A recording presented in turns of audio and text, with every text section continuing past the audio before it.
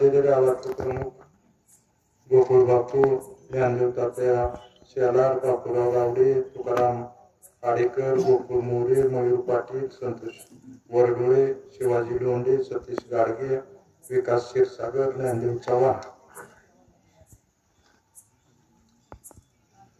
या सभेच्या निमित्तानं उपस्थित असलेले साडे आणि या परिसरातून आलेले आदिनाथ सहकारी साखर कारखान्याचे सगळे वडीलधारी सभासद, ग्रामस्थ बंधू, तरुण मित्र, पत्रकार बंधू, उद्याच्या 17 तारखेला होणाऱ्या आदिनाथ सहकारी साखर कारखान्याच्या निवडणुकीतला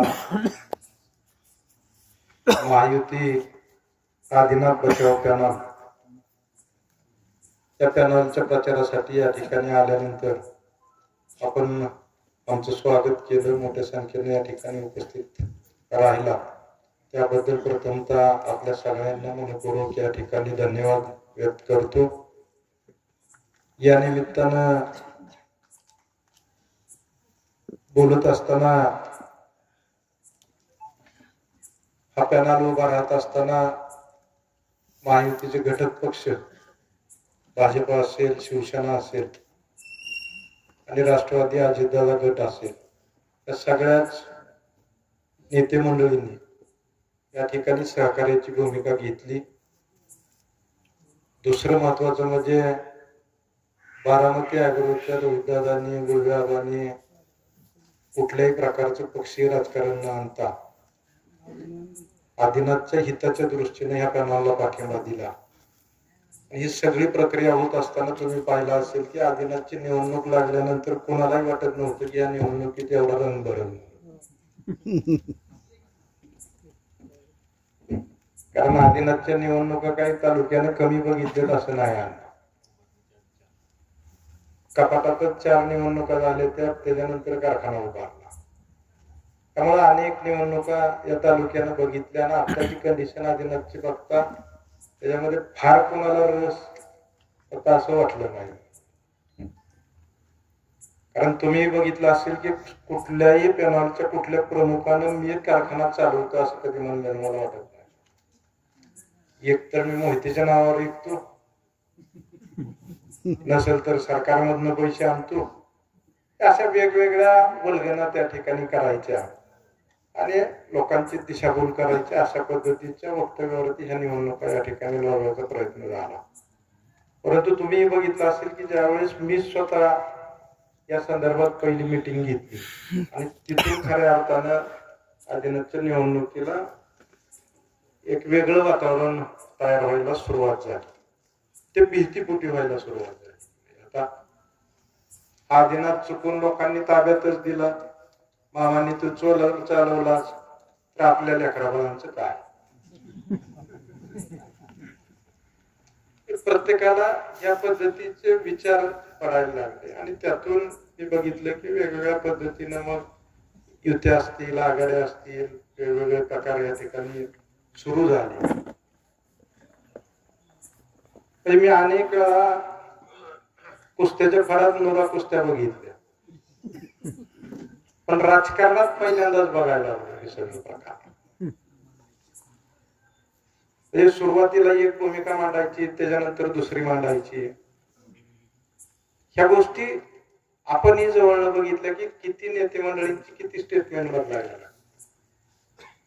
या सगळ्याचा विचार केला तर आदिनाथ कोणाला चालवायचा नाही, फक्त मामा आला चालवलं की आपलं पटांगण एवढ्या एका भीतीपोटी। आतापर्यंतचं राजकारण जर बघितलं तुम्ही तर एवढ्या वृत्तीच्या तालुक्याचं राजकारण केलं, युत्या करायच्या, आघाड्या करायच्या, जो काम करून मोठा व्हायला लागला की त्याला कसं वाढता येईल, ह्या पद्धतीचं राजकारण अनेक दिवसापासून सुरू आहे।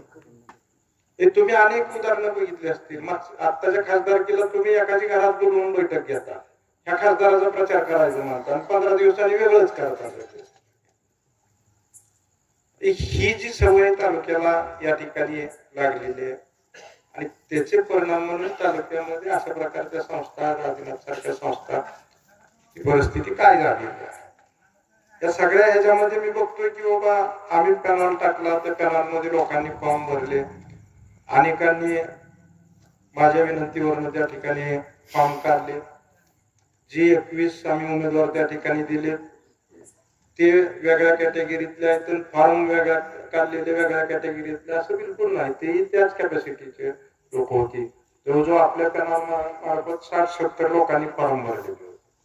त्याही सगळ्या लोकांना या ठिकाणी मी मनपूर्वक धन्यवाद देईल. किंवा एकदा आपण एका विचाराची आघाडी तयार करून काढल्यानंतर आणि त्यामध्ये मग भाजपची मंडळी असतील, शिवसेनेची मंडळी असतील, यांनी सहकार्याची आपल्याला भूमिका त्या ठिकाणी दिली आणि त्यातून हा पॅनल या ठिकाणी उभारला. आता मी पॅनल उभा केला की सुरू झालं की संजय मामाने स्वतःचा कारखाना ऐकला, संजय मामाने स्वतःचा कारखाना ऐकला. अरे ज्यांनी स्वतः उभा केला, म्हणजे मी जो धंदा उभा केला तो धंदा कधी करायचा, कधी ठेवायचा, कधी वाढवायचा हे जर ज्ञान असल्याशिवाय मी तो कारखाना उभा केला का मला? बरं हे सांगतोय कोण? ज्याच्यात पिठाची गिरणी नाही. एखाद्या कारखानदाराने सांगू दे की 2 वर्ष चालवणाऱ्या कारखानदाराने सांगू द्या की संजय मामाने चुकीच्या पद्धतीने निर्णय घेतला. पण त्याची कारण तुम्ही बघितली तर मागची 10 वर्ष तुम्ही जर बघितली, 2008 नंतरची एक 10 वर्षाचा कालखंड जर तुम्ही बघितला तर सहकार क्षेत्र वेगळ्या बाजूला पडलं होतं. सहकार क्षेत्राला कुठल्याही प्रकारची मदत त्या ठिकाणी शासकीय दृष्ट्या होत नव्हती. त्यामुळे सहकार क्षेत्र एका बाजूला झालं. सहकारला होत नाही म्हणल्यानंतर प्रायव्हेट कडे लोक त्याच्यामध्ये वळाले. पुढे जाऊन आता तो प्रकार चेंज झाला. शेवटी उद्योगधंद्यातले तुम्ही अनेक वर्षाचे अनुभव घेतले तर 10 वर्षानंतर त्याच्यामध्ये स्थित्यंतर होतेच आणि होतातच. म्हणजे शेवटी हा आलेख तुम्ही अनेक वेळा बघा. तुम्ही कुठल्याही उद्योगातला, मी आता अनेक उद्योगामध्ये काम करू, एकच उद्योग काय 2 पिढ्या सतत एकसारखा चालत नाही. त्याला अनेक त्याची कारण असते. सगळ्याच गोष्टी काही चुकीच्या पद्धतीने केल्यामुळे अडचणीत येतात असं नाहीये. शासनाची धोरण असतील, जागतिक धोरण असतील, ह्या सगळ्याचे परिणाम ह्या उद्योगावरती होत असतील. आणि त्यातून आजची परिस्थिती बघितली तर आज 10 वर्षानंतरची आज ज्यावेळेस मोदी साहेबांचा आणि अमित शहानी सहकाराचा ताबा घेतला आणि पहिल्यांदा त्यांनी सहकाराच्या दृष्टीने नवीन धोरण आखायला सुरुवात केली आणि त्यामध्ये सहकारी साखर कारखानदारी असू द्या, सहकारी दुसरे उद्योग असू द्या, ह्याला मदत करायची भूमिका घेतली. इकडं प्रायव्हेटला कुठल्याही प्रकारची शासकीय मदत नाही. प्रायव्हेट मध्ये चालवत असताना कुठल्याही प्रकारची शासकीय मदत नाही. आणि इकडं मात्र आता सहकाराला पुन्हा एकदा शासनाने त्याच्यावरती आपलं लक्ष केंद्रित केलं आणि त्याचा परिणाम म्हणून पुन्हा सहकारी साखर कारखाने आता पुन्हा कन्व्हर्शन सुरू झालं. म्हणजे ही सायकल पुन्हा एकदा सुरू झाली. सहकारी साखर कारखान्याला चांगले दिवस येण्याचे आणि ते काळाची परिस्थिती लक्षात घेऊन मी निर्णय घेतला. हा निर्णय घेत असताना मी उभा केलेला कारखाना होता. बरं तुम्ही कोणाच्या जीवावर सांगताय, कोणाच्या हस्ते नारळ पडताय? ज्यांनी 2 विकलेत ते. बरं मी विकला, मी त्यातलं काय पार्टनरशिप त्याला दिली, मोठ्या ग्रुप मध्ये मी गेलो. ती इंडस्ट्री सर्वायव्हच्या दृष्टीने मी व्यावसायिक दृष्ट्या ते निर्णय घेतले. व्यावसायिक दृष्ट्या निर्णय घेत असताना मी कोणाचंही नुकसान केलं नाही. महाराष्ट्रामध्ये माझं एकमेव उदाहरण आहे की साखर कारखानदारीतले शेअर सुद्धा परत केले. आज ज्यांच्या हस्ते नारळ पडताय त्या लोकांच्या बाबतीत का तुम्ही बोलत नाही? बरं बोलतोय कोण? पिठाची गिरणी नाही अशी एखाद्याने 10 वर्ष 5 वर्ष कारखाना चालवला आणि त्यांनी येऊन माझ्याशी चर्चा करते. त्यांनी मला चुकीच्या पद्धतीने वागलाय असं सांगितलं. ह्या सगळ्या गोष्टीचा यामध्ये विचार करत असताना तुम्ही सगळ्या मंडळींनी बघितलं असेल त्या सहकारी साखर कारखानदारीला शासन अतिशय चांगल्या पद्धतीने मागे उभारायची भूमिका घ्यायला लागते. आणि आज मी कारखाना लढवतोय ते काय तो कारखाना मला घ्यायला लढवत नाही. तालुक्याची अस्मिता आहे. आज इथल्या कुठल्याही नेत्यानं आज परिस्थिती कुणी सांगावं किंवा तुम्ही हा कारखाना मी चालवतो आणि चालवायसाठी घेतोय असं कोणी सांगितलं का? मोहन गप्पांना हा बाजू वेगळा सोडून द्या.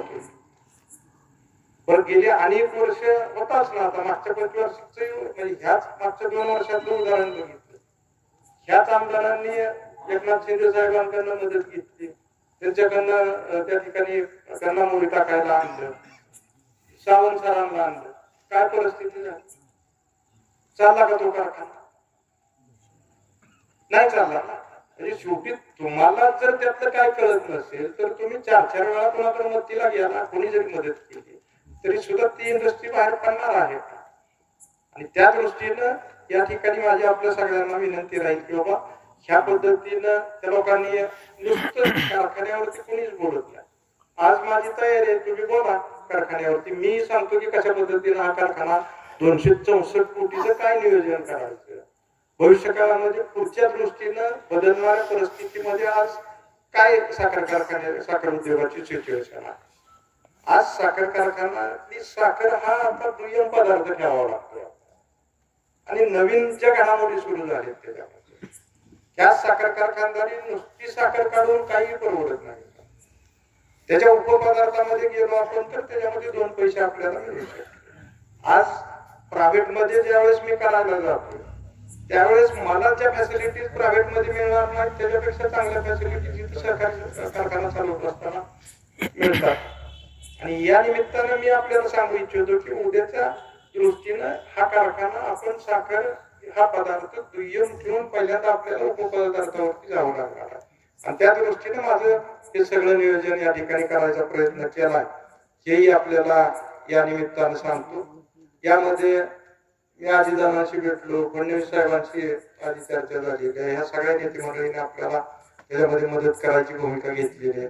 पण हे सगळं कोणी बाकीचं बोलत नाहीये, फक्त वैयक्तिक पातळीवरती जाऊन टीका टिप्पणी करायच्या. कारखाना विकला. आता शेवटी तो धंदा आहे. आता मला सांगा, मी जर म्हणलं की तुम्ही अंधारातला धंदा करत होता वाळूचा, तुम्ही याच्या अगोदर वाळूचे दर काय होते? 35,000 रुपये काय तर होते. मला कळलं की एका गाडीचं मला कळलं की ह्या आमदार झाले की प्रमाण वाढलं चालायचं आणि तो दर आला 25 वरती. मग का बंद केला होता धंदा? आता मी म्हणायचं का वाळूचा धंदा बंद केला?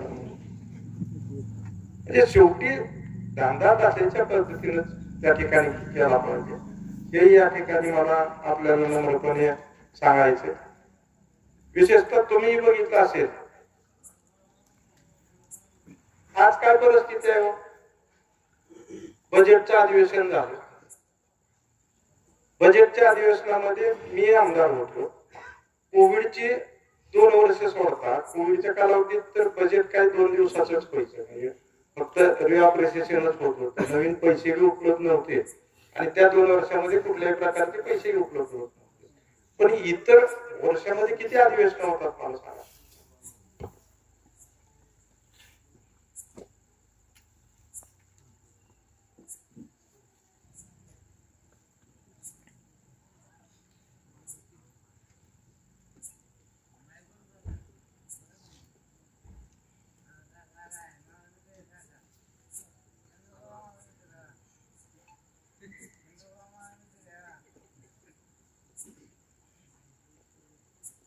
बजेटमध्ये बजेट कुठलं असतं. आता जे अधिवेशन पहिलं आमदार झालं ते वार्षिक बजेट होत. आता मला सांगा, हे वर्षभराचं बजेट असतं. सगळ्यात जास्त निधी तुम्हाला वर्षाच्या बजेटमध्ये पहिल्या बजेटमध्ये घेता येतो. आणि त्यानंतर मग पुन्हा पावसाळी अधिवेशन असतं, हिवाळी अधिवेशन असतं. आणि इथं 3-3 महिन्याच्या अधिवेशनामध्ये तुम्हाला थोडे रिऑपरेशन मध्ये म्हणजे आपण समजा एखाद्या बजेटवरती 1000 कोटीचं बजेट असेल, ते खर्च झालेले नसतील, त्यातले 900 कोटी शिल्लक असतील, ते जर ऑपरेशन केलं जातं त्यातनंही नवीन तुम्हाला पैसे मिळतील. आज काय परिस्थिती आहे? कालच्या बजेट नंतर तुम्हाला 1 रुपया तालुक्याला मिळाला, सिंगल रुपया मिळाला. आज दहेगाव सारख्या योजनेची परिस्थिती तुम्ही बघताय. काय परिस्थिती आहे दहेगावची? उजनीची काय परिस्थिती आहे?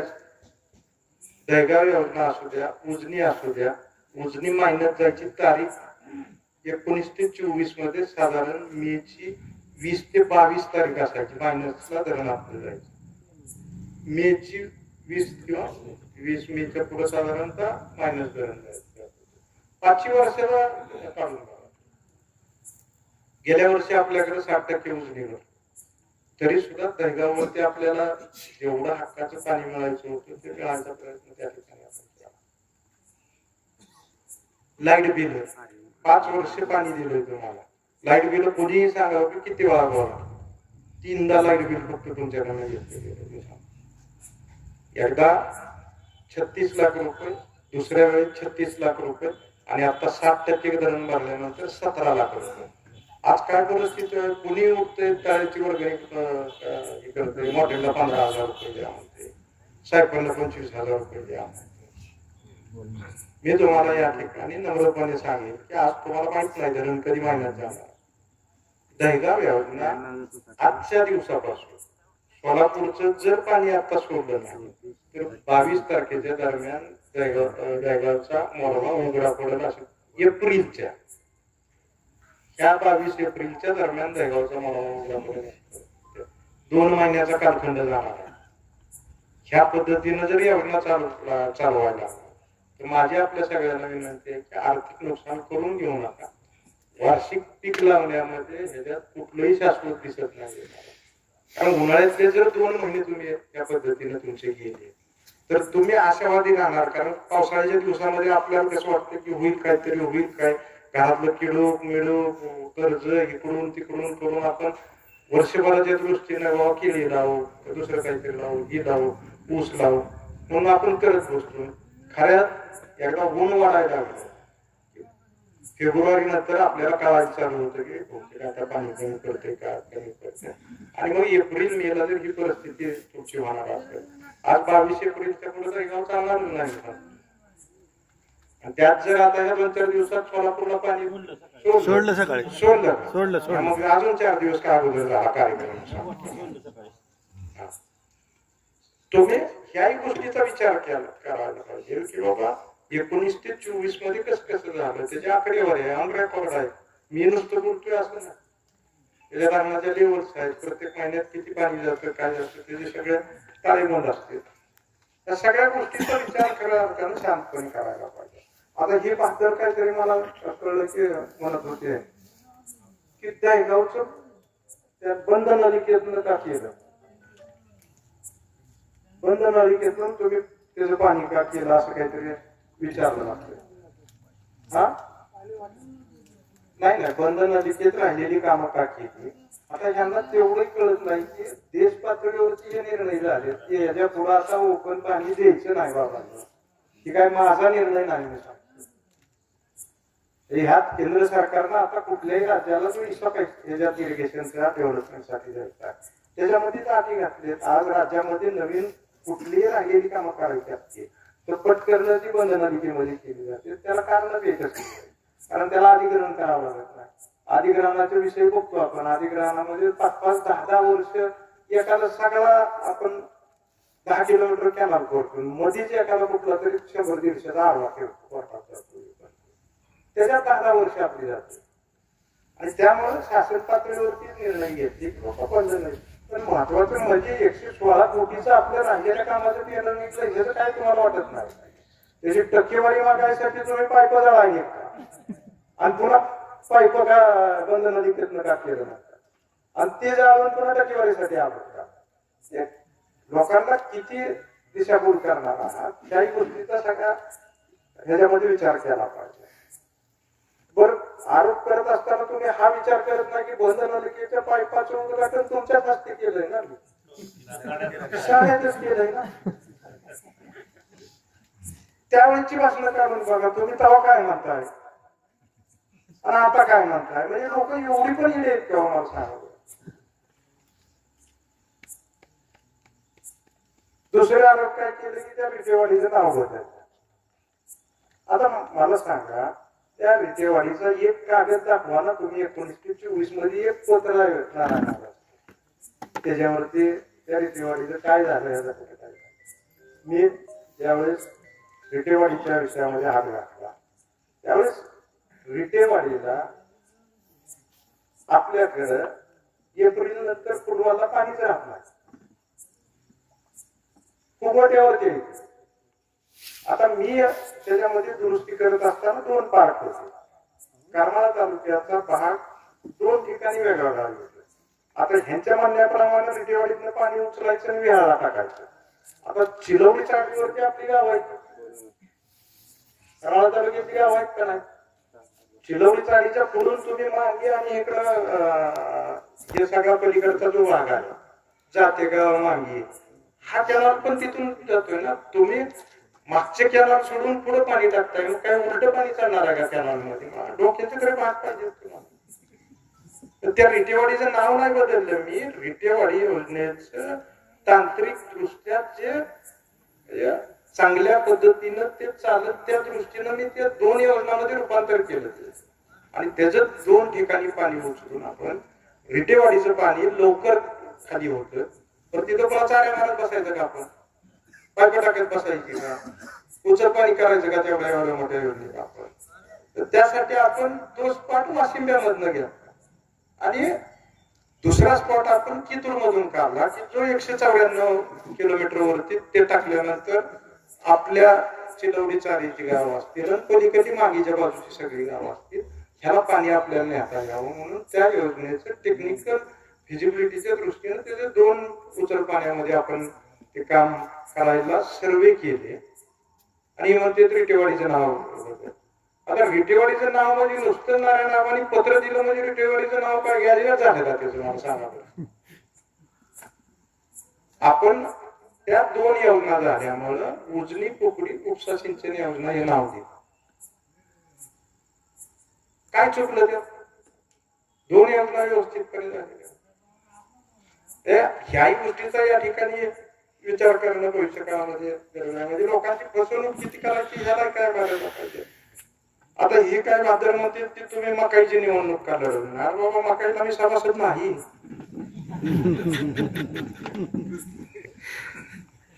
बरं तुम्हाला लढवा म्हणलं होतं, मी हाय म्हणलं होतं तुमच्या माग म्हणलं होतं, मला होतं जाहीरपणे म्हणलं होतं. मग आता सभासदच नाही तर का लढवलं नाही? पण आदिनाथ मध्ये आदिनाथच्या उभारणीच्या आधीपासून मी सभासद त्या ठिकाणी आहे. आमचं शिंदे कुटुंबीय सगळं सभासद आहे. कंदरला आमची जमीन आहे आणि त्यावेळेस आमच्याकडे ही बागायत नव्हती आणि आम्ही आदिनाथचं सभासद झालेलो. बरं आदिनाथचा काय माझा संबंध आत्ताचा असा नाही ना. बरं अस्मिता म्हणजे आताच कशी अस्मिता दिसते तुम्हाला? ज्या ठिकाणी मी स्वतः सभासद आहे त्या कारखान्याचा उभारणीपासूनचा सभासद आहे. मी ऊस घालतोय कायमस्वरूपी. ज्या वेळेस कारखाना चाललाय त्या वेळेस माझा स्वतःचा ऊस आहे. मी ज्यावेळेस कारखानदार झालो त्यावेळेस ज्या वेळेस मला कारखान्याने मागितलं त्यावेळेस मी त्याला यंत्रणा दिली. बाकी काय मशिनरीचे काय कधी लागलं तर ते दिलंय. माझा संबंध जवळच आहे ना. बरं सुदैवानं तुमच्या दुर्दैवानं म्हणून मतदारसंघाची पुनर्रचना झाली, माझ्या सुदैवानं झाली. आता ते काय माझ्या हातातला विषय होता. 36 गावं जोडली गेली, माझं स्वतःच गाव जोडलं गेलं. तुम्हाला एवढं का वाईट वाटायला लागलं? मी उद्या जर उभा राहायचं नाही कॅन्सल केलं तर माझ्या घरात पुन्हा रांगा हलायचं नाही. फक्त मी उभा राहायला आलो की काय होतंय? पण मी काय आता चुकीच्या पद्धतीने इथं वापरतोय. आज तुम्ही 5 वर्ष बघितलं असेल, त्याच्या अगोदर 14 ते 19 बघितलं असेल, 19 ते 24 बघितलं असेल. म्हणजे 10 वर्षाच्या कालावधीमध्ये एक सिंगल उदाहरण मला सांगायचं की तो चुकीच्या पद्धतीने माझ्याकडून भ्रष्टाचार झाला, चुकीच्या पद्धतीने कोणावरती अन्याय झाला. आज काय परिस्थिती आहे मला सांगा. आज तुम्ही एकत्र राहताय 2-3 महिन्यात तुमचं पटत नाही. माझं पावणे 5 महिने पटलं, पावणे 5 वर्ष पटलं. आणि आज काय परिस्थिती आहे? म्हणजे 19 ते 24 मध्ये सिंगल गुन्ह्यावरती गुन्हा दाखल झाला. पोरं तर सगळ्याची काय गुन्हा आहे ती माहित आहे ना. त्यामुळे काय ह्या गोष्टी काय होत नव्हत्या असं नव्हतं, पण चुकीच्या पद्धतीने आपण कुठल्या पद्धतीनं त्याच्यामध्ये वागायची भूमिका घेत नव्हतो. आणि 14 ते 19 मध्ये बघितलं काय झाले, कशा पद्धतीने गुन्हे झाले. ह्या गोष्टीचा विचार करायला पाहिजे. या सगळ्या गोष्टीचा भविष्य काळामध्ये विचार करणं गरजेचं. बरं मी कारखाना लढवतोय ते मला काय बघा, उद्या कारखाना चांगल्या पद्धतीनं नाही चालला, आजची कारखान्याची परिस्थिती बघितली म्हणजे अजून सिक्रोडायझेशन पुन्हा सुरू झालंय. तुम्हाला रिशेड्युलिंग करून दिले होते त्याचे हप्ते नाहीत. उद्या तो अजून लिलावतच निघणार आहे, कोणतरी त्याचं टेंडर बघायला येणारच आहे. बरं मी आलोय ते मी जाहीरपणे सांगतोय की हा कारखाना चालवायला आलोय म्हणजे काय, मी मला कारखाना गिळायला नाही आलो. मी जाहीरपणे सांगतो की हा कारखाना आयुष्यभर जेवढ्या म्हणजे माझ्याकडे असेल तेवढ्या पिरियड मध्ये तुम्ही दिला तर कधी त्याचं पाप माझ्या हातून जाणार नाही. हा कुणालाही चालवायला दिला जाणार नाही. हा कारखाना प्रायव्हेट ही कुणाला तो विकला जाणार नाही. हे हा शब्द या निमित्तानं मी या ठिकाणी देतो. पण तुमच्याकडे काय आहे? आता रोहितदादा ठीक आहे आपल्याला पाठिंबा दिला, नाही तर रोहितदादाची नावाने काय चालू केलं असतं. आपण रोहितदादा चालवायचं, रोहितदादा चालवायचं, दुसरं काय ऑप्शन होतं? बरं हिथं ज्यांच्या ह्याच्यावरती तुम्ही नाराज पडता, काय अवस्था आहे मला सांगा. त्यांनी 2 कारखाने विकले, किती पैसे त्या ठिकाणी, त्यातला एक कारखाना तर आम्ही सीधे कुटुंबियानंच घेतला. बँकेचे पैसे किती बुडले, आज तिथल्या संस्था किती बुडल्या, किती जणांच्या नावावरती तुम्ही पैसे उचलले, तिथल्या दूध संघाची काय अवस्था आहे, ह्याही गोष्टीचा सगळा विचार त्या ठिकाणी त्याला पाहिजे. पतसंस्था, घरातल्या बारक्या बारक्या पोरांना पतसंस्था काढून दिलेल्या आहेत, 1000 कोटीच्या ठेवी आहेत.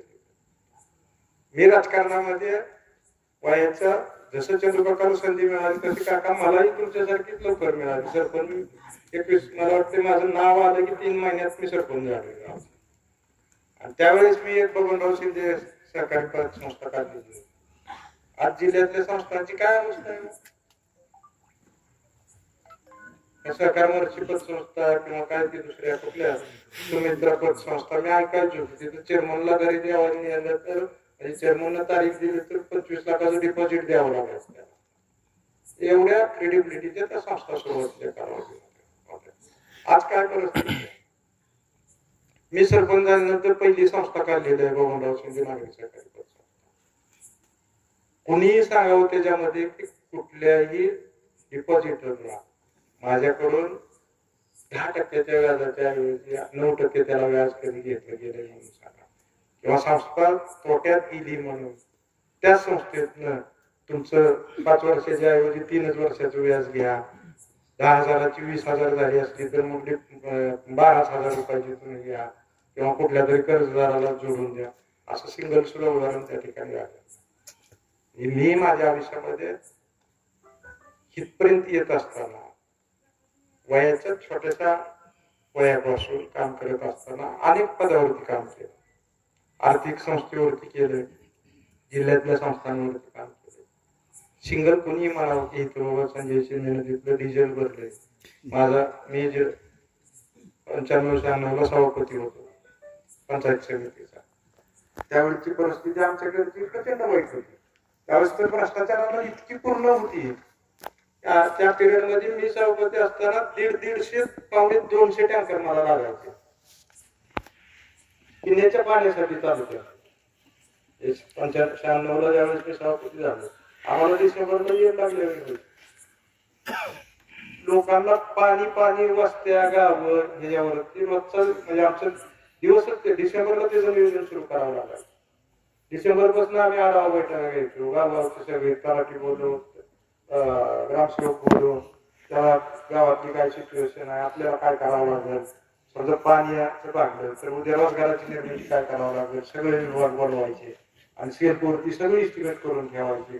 तुमचे रोजगार हमीचे असू द्या, प्रत्येक एजन्सीकडनं, बांधकामकडनं तुझ्याकडनं काय घेता येईल, दुसऱ्या एखाद्या विभागाकडनं काय घेता येईल, जलसंधारणकडनं काय घेता येईल, हे सगळं नियोजन करायचो आम्ही. 50,000 लोकांना काम त्यावेळेस द्यावं लागेल. म्हणजे तिथं मी त्या पद्धतीने सभापती म्हणून काम केले. पुन्हा मी जिल्हा परिषदेचा उपाध्यक्ष म्हणून असताना काकांनी बघितलं म्हणजे कामकाजाची पद्धत. त्याच्यानंतर मी जिल्हा परिषदेला उपाध्यक्ष झालो, जिल्हा बँकेला गेलो, जिल्हा बँकेत चेअरमन झालो. तिथे कशा पद्धतीने काम झालं ते बरं. ह्या सगळ्या ह्याच्यामध्ये मी माझं नशीब समजतो की आपण जे काम केलं ते कुठेही दाग न लागता प्रामाणिकपणे ही सेवा करता आली, ह्याचाही आनंद मनाशी राहतो. आणि शेवटी ह्या ठिकाणी काम करायचंय ते त्याच्यासाठीच काम करायचंय, नावासाठीच काम करायचं. आणि आज आदिनाथच्या बाबतीत सुद्धा माझी भूमिका स्पष्टपणे आहे की तुम्ही सगळ्या मंडळींनी माझ्यावरती विश्वास ठेवला आणि उद्या ही संस्था माझ्या ताब्यामध्ये दिली तर अतिशय चांगल्या पद्धतीनं त्याचं नियोजन आणि अतिशय पारदर्शकपणे आणि त्या आदिनाथचा तालुक्याचा स्वाभिमान आहे तर अतिशय चांगल्या पद्धतीनं आपण त्याला स्वरूप देऊया, हे या निमित्ताने मी आपल्याला सांगतो. बाकी जास्त बोलावा असायला विषय नाहीये. ही मंडळींनी अनेक आरोप करते, शेवटी आता यांच्या पुढे बोलायलाच काय नसल्यामुळं ते आरोप केले की आमच्यात लय माणसं झाली, तिकडे पद नव्हती म्हणून मी इकडे आलो.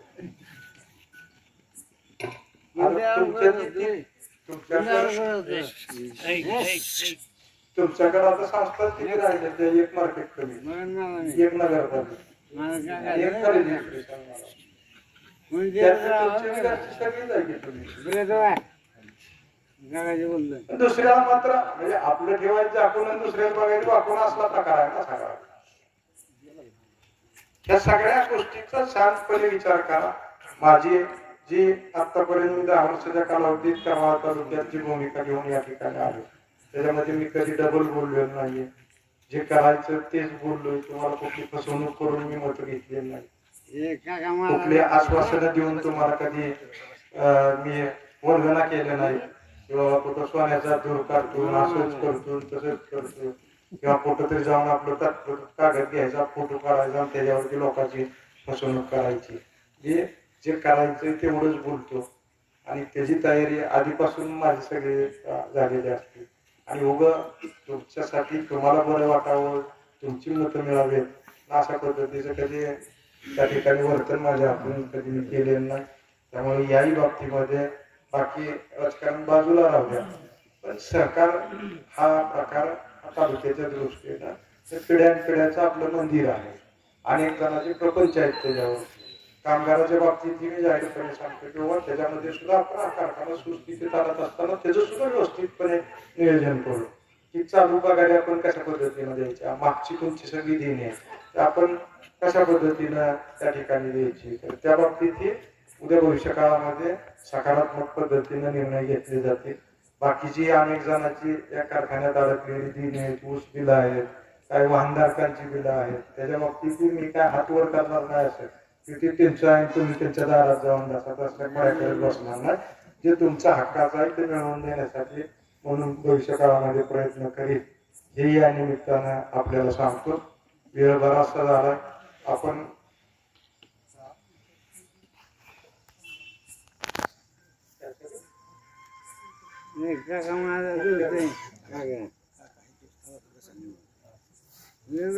आता सांगून लोकांना कटाळू घ्या आपण. त्यावेळेस यांना सगळं कागदावर वाटलं, आता हप्त मागताना दिसायला लागलं सगळ्यांना. ठीक आहे ना.